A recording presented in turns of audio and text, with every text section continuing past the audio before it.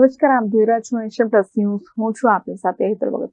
ગતરોજ વાઘોડિયા વિસ્તારમાં આકાશી વીજળી પડવાથી એક આધેડ મહિલાનું મોત નીપજ્યું હોવાની માહિતી સાંપડી રહી છે.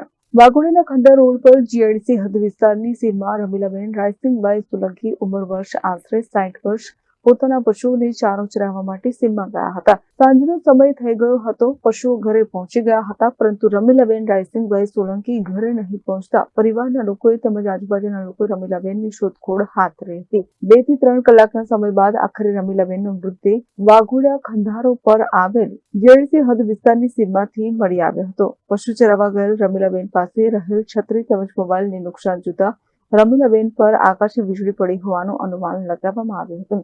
વાઘોડિયાના એસટી ડેપો પાસે આવેલ છાત્રાલય પાછળના વિસ્તારમાં રહેતા રમીલાબેન રાયસિંગભાઈ સોલંકી નામની આધેડ મહિલાનું મોત થતા પરિવારમાં શોકની લાગણી છવાઈ ગઈ હતી.